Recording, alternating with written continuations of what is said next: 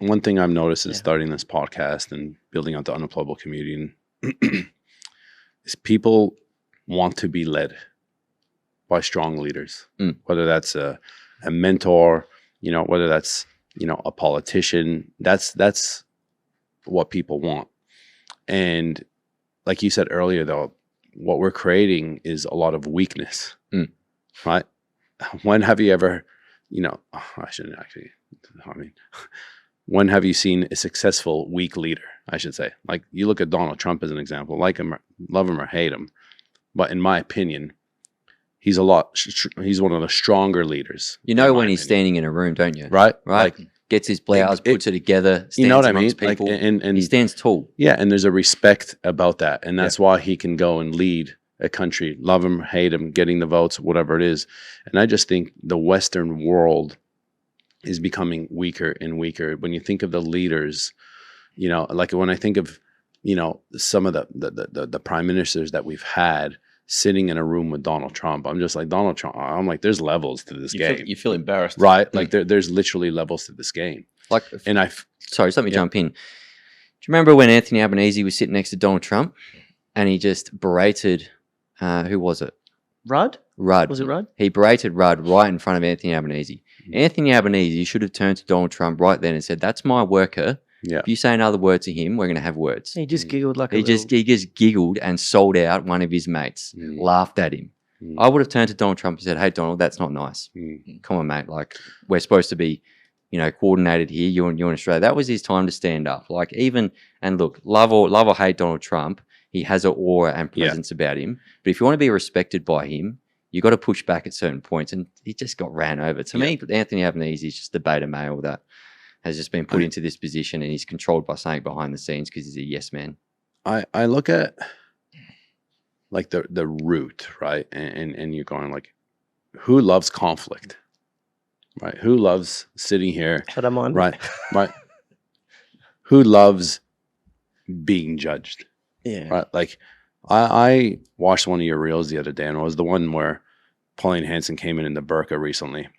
And then you stopped and you're going, shut up.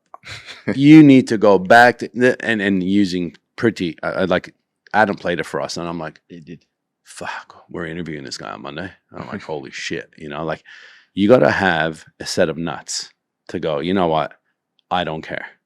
This is, and I think unless you have the conviction, like someone like yourself that's come through seeing your mates die in front of you and you having to go and ID them, you know what I mean? And pull out their fucking bodies out of a car.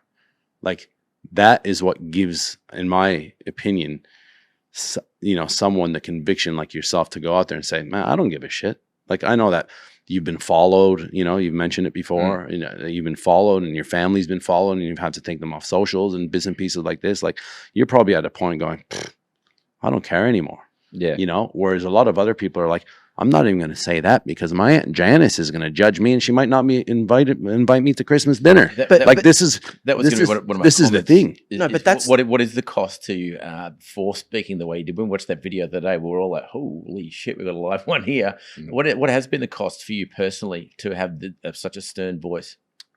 Like the outcome of it. Yeah, people trying to dox my address, people trying to find out where I live, people threatening my family and my little girl, all that stuff. It's worth it? Yep. I don't care about the threatening of me. No, not at all. Not one little bit. But when people come after your family, that's probably the one thing.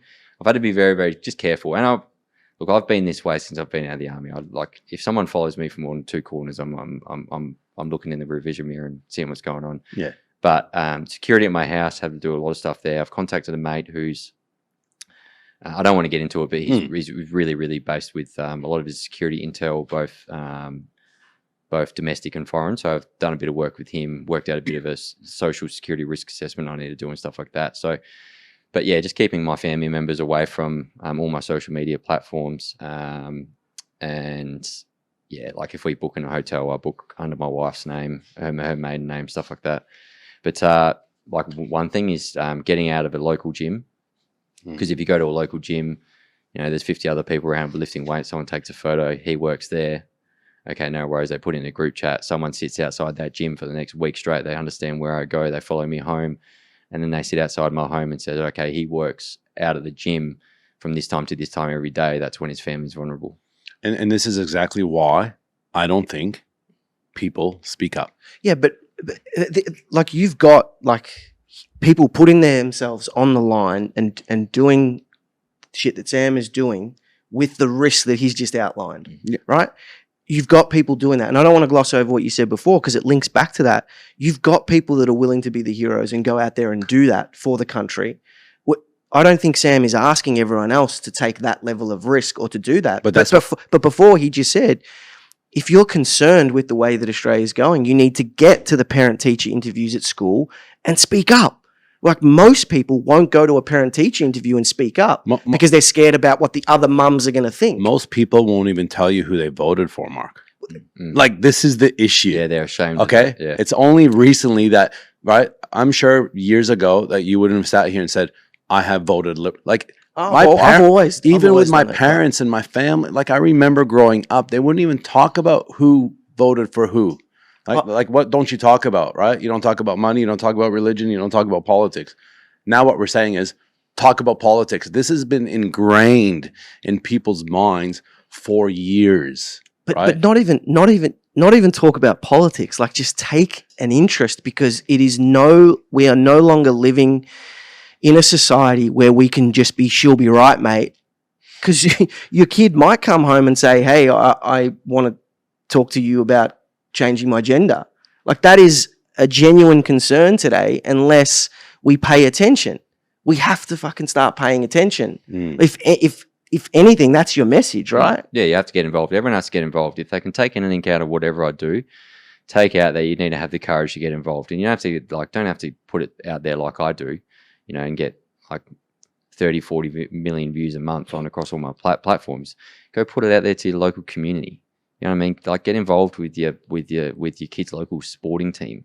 Try to have influence there. Try to have influence at your workplace. Push back a bit on stuff. If you don't like something, talk up against it. Because this is what's happened over the past since I think 2014.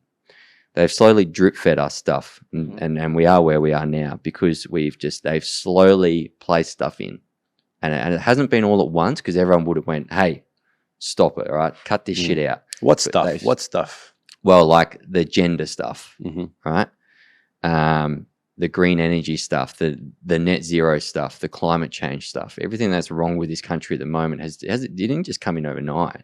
It's been drip fed over the past decade to us. Now, how do we? And if you go watch my reels back from 6 months ago, I've changed my wording to what I sort of think now, and I'm just because we have to slowly drip feed this back. I can't just come out and be like, all right, this needs to happen. There's some reels where I get worked up, and I'm like, all right, like I did the other day. I seen these people having a crack at Pauline Hanson, and it's like, well, you're not even from this country, neither are you, and then Anne Ruston is she's a Greens plant in a Liberal Party. So how about you all shut up and get out of my country? You know what I mean? That's the sort of attitude I had that day. But I've slowly changed my wording, because it's changing the public's wording as well, because it's all the PSYOPs. They started the PSYOPs back in 2014 with how they have changed Australia in so many different ways. So we need to now do the PSYOPs back. We have to slowly drip feed it back to normal, back to a common sense approach. Do you feel like it's going the other way at all? Like, is the battle being won at all, or is it just too early to even tell? I think it's too early to tell. I think the cultural battle is going to happen in the next decade here, and if we don't win it, who knows what will happen? Who knows what Australia will look like? Who knows how many people will be leaving, staying, going, whatever. And then because my biggest thing is laws, speech laws. There's already starting to drip feed stuff, what's happening over in the UK, or people are going to end up in prison. I'm pretty sure I'll be at the top of that list, for having a crack at politicians on my page. And because I've openly said as well, I was quite nice to politicians 6 months ago. Now I'm like, the stuff I know, I'm like, you don't have to be nice to these people anymore. You see them in the street, have a crack at them. Tell them what you really think. Yeah. Do what people do to me and be like, hey, I like your content, but when you said this thing, I didn't like that. Okay, well, tell me why you didn't like that. Willing to have the conversation. And you don't have to be like I said. Isn't that what Charlie Kirk did? Yeah. Well, And this is the thing, right? Like this is the reality of it. Why don't more people speak up? because they don't want to be shot in the neck. Like that is a risk, right? That is a risk. Sam will be bearing that risk every day with how, like, I look at that and I go, holy shit. Like some of the stuff you say, I'm like, fuck. So I believe some of it. I don't believe some of it. It doesn't matter. But I look at it and I go, that's a man with balls. That's making me feel like a man with no balls. I'll be honest, right? And majority of us don't have that conviction to do that. So and that's why we need more people like Sam.